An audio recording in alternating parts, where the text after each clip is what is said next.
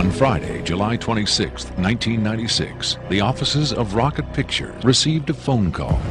A male voice, identifying himself only as Victor, claimed to be in possession of a videotaped interview with an extraterrestrial being. He said he had a tape of a space alien, an ET, that was being held in a military installation in Nevada. I'm not sure as a prisoner or a guest. He had this on tape. I made it very clear to Victor that his credibility was the entire issue here, and that everybody's going to think this is a hoax, and that how are they going to possibly verify this? What he said was, you can do anything you want in terms of verified, any type of due diligence. He will answer whatever questions put forward. He just did not want his face and his real name revealed. The room is secure, Mr. President. Or is it? Sir? What if the aliens could take over human bodies? They look just like us? Or almost? And I never thought of that, sir. We should be on alert for anything suspicious. They could be anywhere. Even... right here. We'd never see the attack coming. It's happening! I knew it! You'll never take me alive!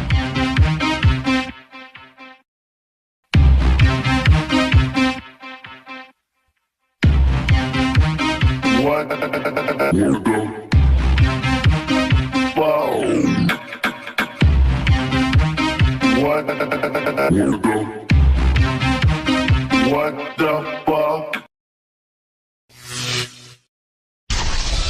It's true. We're all in danger. What is your occupation at Area 51? I won't answer that. I have had reason to be present at Area 51, but I'm not going to clarify whether or not I was there as an employee. Are you saying you were there as a visitor? I'm not going to specify why or in what capacity I was there, only that I was there. Can you tell us how many times you were there? When I agreed to this, my fundamental ground rule was that I would not be asked to divulge personal data that might help pinpoint my identity. If you continue to ask questions that are out of bounds, I won't hesitate to terminate this interview. Let's turn to the tape itself. The copy you've supplied is not the original tape. No. Was the original at Area 51 when you copied it? That's out of bounds. Is it fair to assume that... You can assume anything you like. Copying of tapes at Area 51 is heavily restricted? That's obvious. I will say that this tape was copied under special circumstances. Otherwise, copying it would have been impossible. Can you be more specific? More specific? This interview was terminated. The interview resumed only after a discussion of the ground rules. Have you personally seen the alien being that appears in the tape? Yes, I have, but I stress I was not necessarily present at the interview session that appears on the tape. I'm not going to be specific. I may have encountered the being at another time. What can you tell us about the alien interview we're about to see? This one is rather recent, very late in the series. The interview process has been ongoing since the being arrived, which was in 1989. Approximately twice a month, they sit it down for a session that generally lasts from 3 to 5 hours. If they try to go longer than that, or if they schedule the sessions more frequently, the being becomes unresponsive. What has the alien revealed? Various minor technical details of the saucers. The physicists and engineers are frankly frustrated. They feel the being is withholding information. Possibly concepts are getting lost because all the information has to come through a telepath.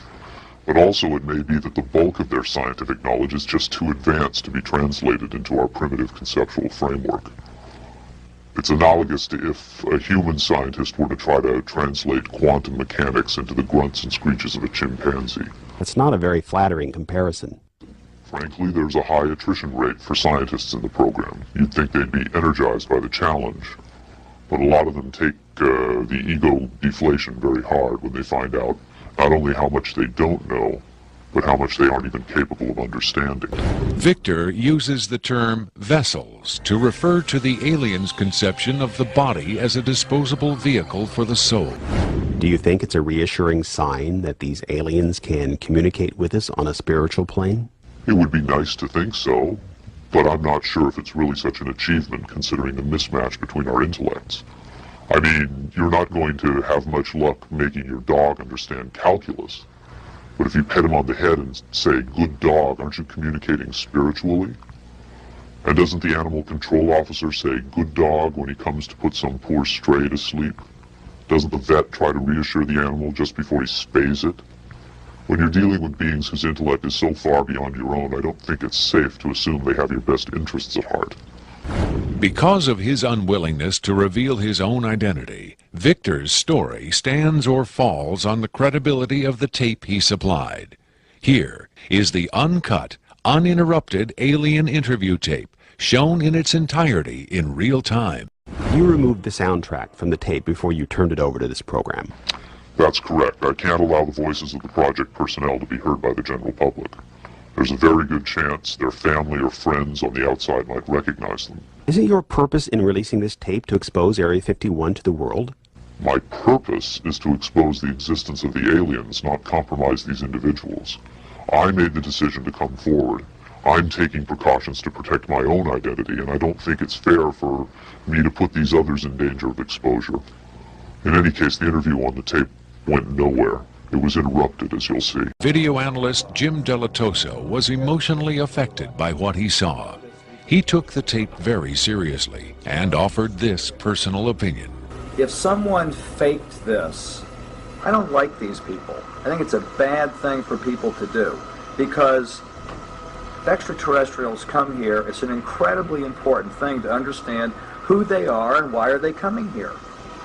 If this is not faked, I think we've got a glimpse here of a sense of communication with someone who came from a long distance away. UFO expert Robert Dean, on the other hand, had no doubt whatsoever that the tape was authentic. This is powerful because this is not a staged event. This is real. Calling on his own first-hand experience for comparison, Robert Dean was stunned and moved by what he saw. That breaks my heart.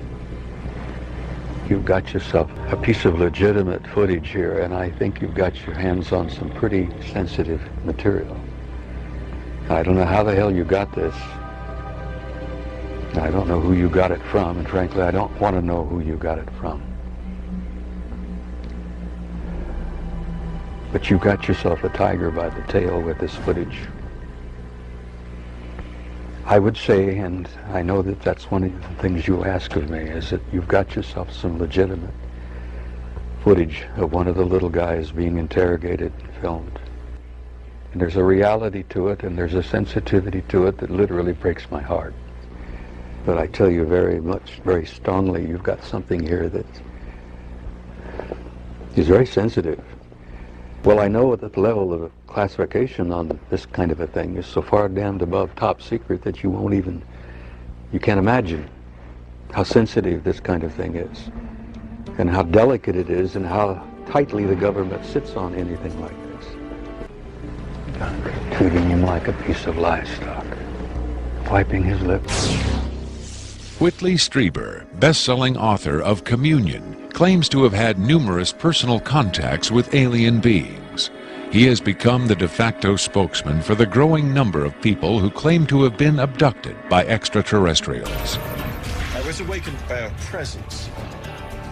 Then I began to see these faces, and I wasn't quite sure what was going on. There was a long, needle. They said they were going to put this into my head, and it scared me to death. Stop it, please, stop it. I had a close encounter of the third kind, for sake. The nationally syndicated television program Strange Universe asked Strieber and several other abductees to view the alien interview tape. What Strieber saw left him profoundly shaken. Strieber would not agree to be interviewed on camera for this program, but on Strange Universe he had this to say.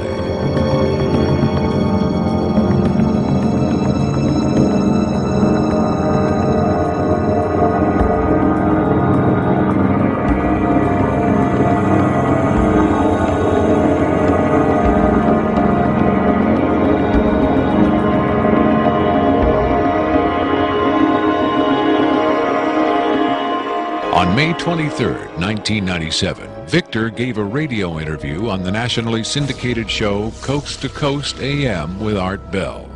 Speaking by telephone from an unknown location, Victor answered questions from host Art Bell and his guest, UFO expert Sean Morton. Let's see if we've got Victor on the line. Victor, are you there? I'm here. Welcome to the program, Victor. Afterwards, this is what Bell and Morton had to say about Victor's credibility. What a hell of an interview, huh? Boy, oh boy, talk about making history on the radio. It was, as far as I could tell, he answered every question properly as far as exactly where the locations are, to the, descriptions of the, the transports, the 737s, to the CTS-43s, the retinal scans, the 5 levels at S4. A veteran of countless controversial interviews, Art Bell still found himself impressed by his encounter with Victor. In the first, I think, half hour, I sensed that I was getting a kind of a runaround, or that I was not satisfied with the quality of the answers that I was being given. But as the interview progressed, and Victor, to some degree, began to relax, I began to get a different sense, and that was that he was telling me the truth. I think Victor was scared. I think Victor really is scared. If the government has really been in contact with superior aliens, wouldn't we see some evidence of it? For instance, amazing new scientific discoveries. Limitless free energy? A cure for cancer? We might if the government's motive were the betterment of mankind. The government's motive is control. Knowledge is power, but power does not necessarily confer competence. The people at the top of this, they're not capable of making proper use of what's been handed to them, but they have no intention of letting anyone else ever get a chance to solve the puzzle. And let's not forget there's also the real possibility that the government is being manipulated by the extraterrestrials for their own purposes.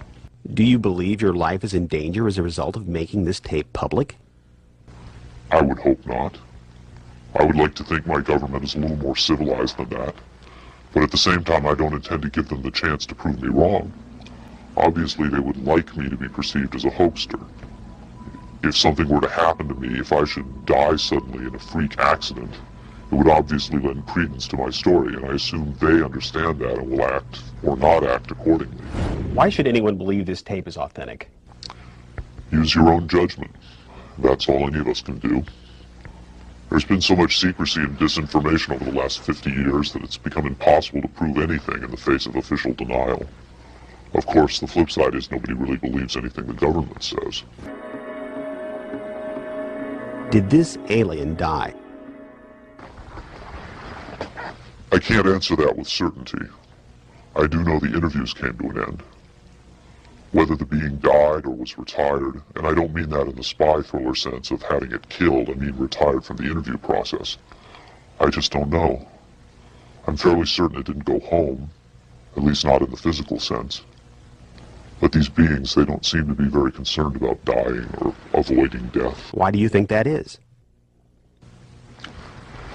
Maybe they know what comes after death with more confidence than we do. Maybe there's another vessel waiting for them on the other side. I've heard the claims that they come from Zeta Reticula or the Pleiades, but it hasn't been established that they come from out there at all. Their saucers may not travel through space as we know it. They may fold in from another dimension, another reality. You make them sound almost supernatural, like angels or devils. Supernatural is just a term for aspects of nature we don't understand. For many people, they certainly do serve the functions of both angels and devils, forces we can't comprehend. Robert Dean heads a growing movement lobbying Congress to release former NASA intelligence and military officials from their security oaths so they can talk openly about U.S. involvement with UFOs and aliens. As early as '49, your government knew we were dealing with extraterrestrial intelligence. And then it sort of blew up more and more. Every year there were more discoveries, more conclusions, more contacts. And as you probably know, we have indeed retrieved crashed hardware, And we have reverse engineered it. And we have indeed been flying some of that hardware in this base not too many miles outside of Nellis, near Las Vegas. Dean believes the time has come for the government to tell the people what it knows. The truth has got to come out. We're over 30 years too late. The people not only have a right to know, they have a need to know. And damn it, I stand in this belief, and I will say this and stand by this till the day I die. Congress has the responsibility, Congress has the obligation to the people, to the Constitution, and to the nation.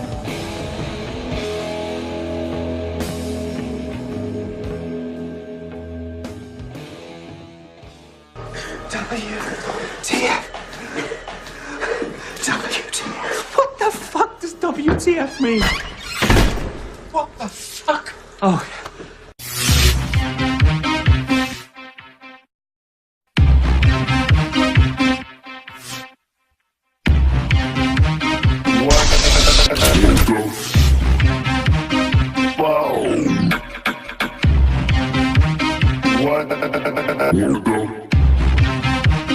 What the fuck?